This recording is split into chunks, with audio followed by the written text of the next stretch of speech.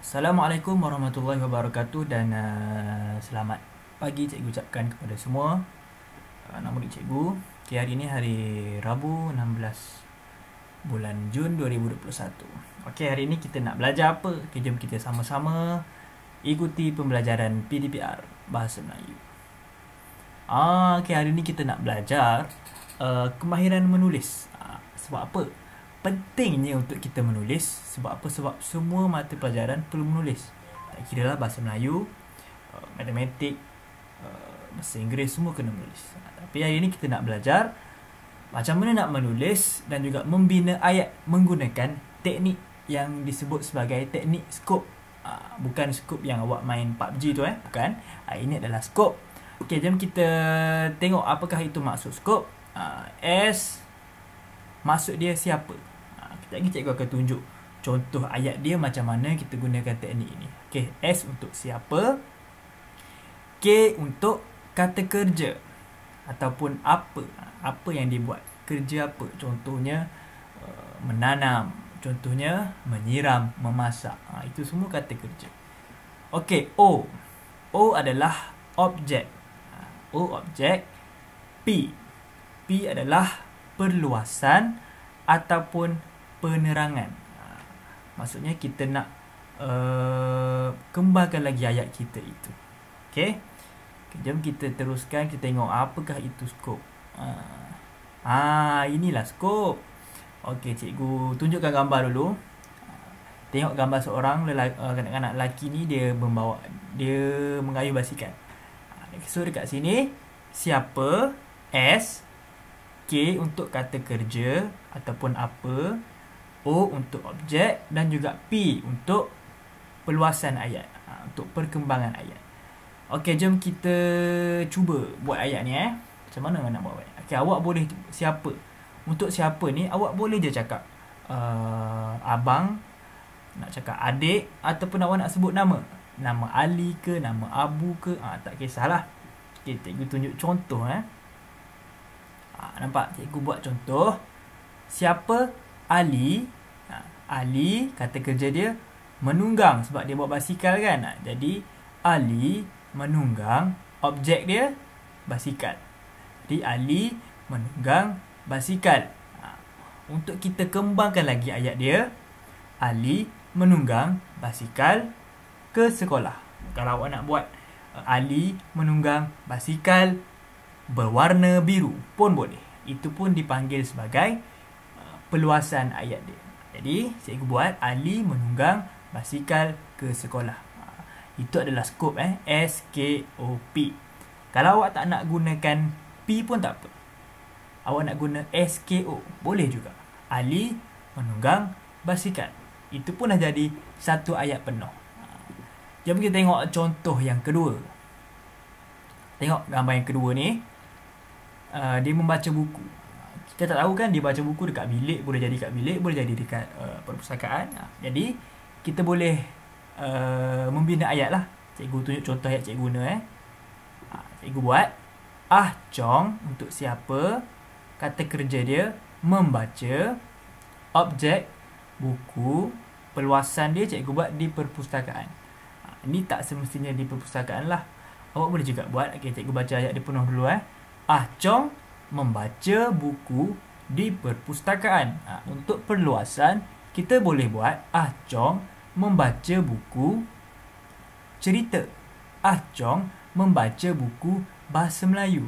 Nampak? Perluasan dia tak terhad kepada tempat saja. Kita boleh buat jenis buku yang dibaca ataupun tempat ataupun tambahanlah. Contohnya Chong membaca buku sambil apa? Sambil duduk di meja. Pun boleh. Kita teruskan lagi dengan contoh yang ketiga. Ni gambar seorang lelaki basuh kereta.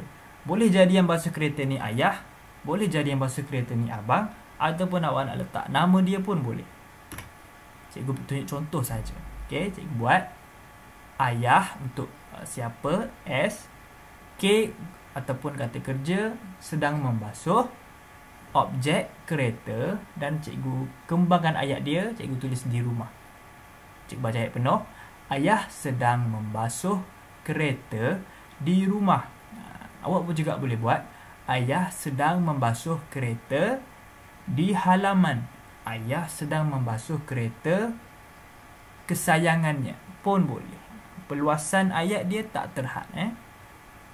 Okey, kita teruskan. Sekarang cikgu nak awak buka buku aktiviti muka surat 37. Kita buat aktiviti ni bersama-sama. Okey, ini kita nak susun ayat. Dia dah bagi dah frasa-frasa dia. Dia dah bagi frasa ayat dalam kotak-kotak tu. Kita cuma perlu susun saja. Okay, kita tengok dia dah bagi contoh yang pertama. Gambar yang pertama. Okay, awak tengok buku awak masing-masing. Sediakan pensel untuk tulis. Okay, dia kata dalam kotak tu menceriakan pondok bacaan mereka. Ini ditulis menceriakan pondok bacaan mereka. Kotak yang kedua, penduduk Taman Muhibah. Sekarang apa yang kita perlu buat adalah kita boleh gunakan konsep skop yang cikgu ajar tadi, ataupun kita tengok ayat dia yang sesuai lah. Tengok disusun. Macam mana dia buat ayat dia? Disusun, penduduk Taman Muhibah menceriakan pondok bacaan mereka. Jadi dah jadi satu ayat yang lengkap. Okey, satu clue dia lagi, ataupun satu cara kita nak tengok yang mana susunan ayat yang pertama. Kita tengok yang ada tulisan besar. Tulisan besar, bukan tulisan besar, maafkan cikgu. Huruf besar dekat permulaan ayat dia, maksudnya itulah ayat yang pertama. Okey, jom kita tengok contoh yang kedua. Tengok gambar dia membersihkan kawasan. Ditulis kotak yang pertama, keliling pondok. Okey, kotak yang kedua, Rina dan kawan-kawannya. Yang ketiga, membersihkan kawasan. Jadi kita nak susun ayat ni. Tengok cikgu cakap tadi untuk skop S adalah maksud dia siapa. Jadi dalam gambar ni siapa?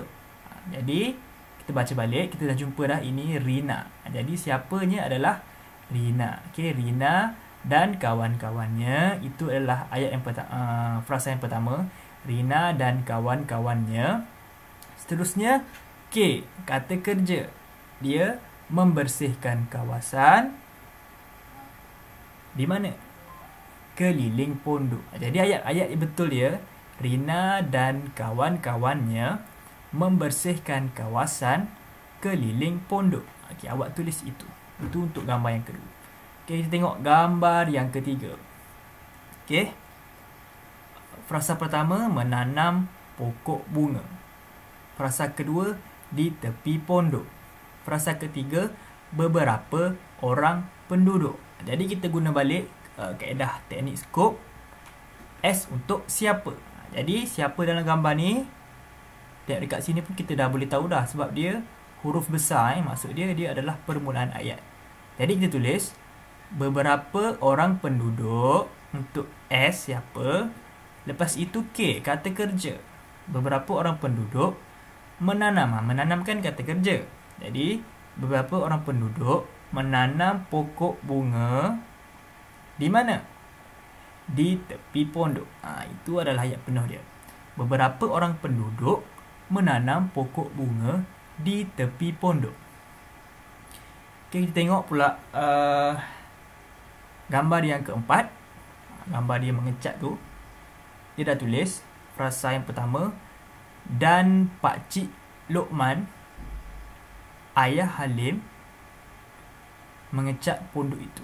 Jadi ayat yang pertamanya perlulah huruf besar dululah, iaitu kat sini Ayah Halim. Okey, tulis Ayah Halim.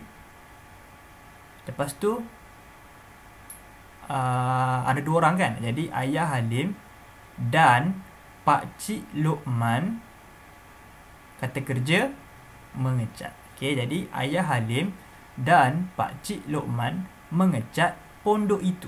Itu ayat penuh dia. Okey, yang kelima. Kita tengok tempat dia adalah pondok.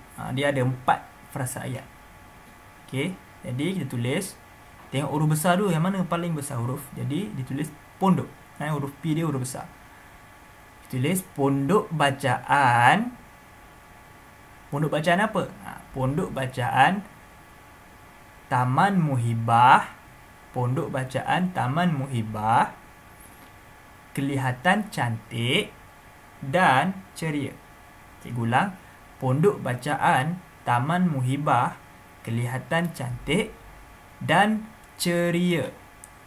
Okey, jadi semua dah dapat Untuk yang ni, kalau cikgu baca terlalu cepat, awak boleh hentikan video ni dulu, lepas tu awak salin. Okey, kita teruskan.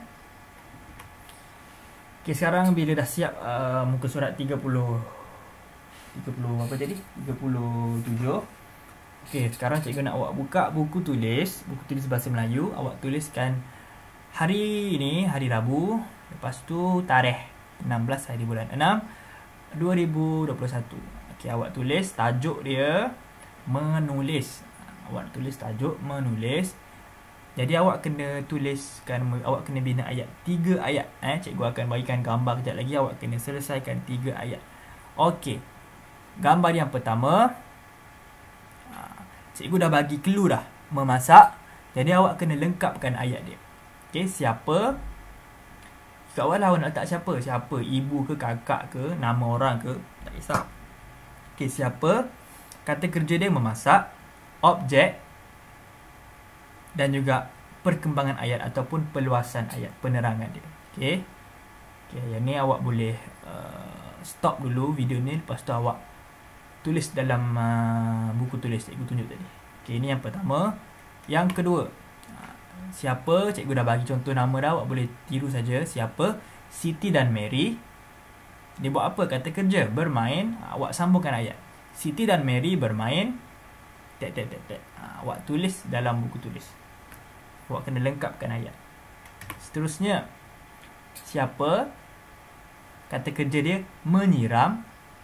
Objek dia apa? Dan juga penerangan. Okey.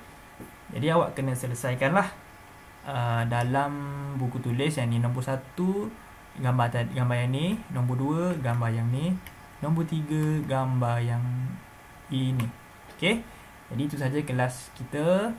Saya harap awak semua boleh belajar untuk membina ayat dengan sebaik-baiknya. Okey, sekian, terima kasih.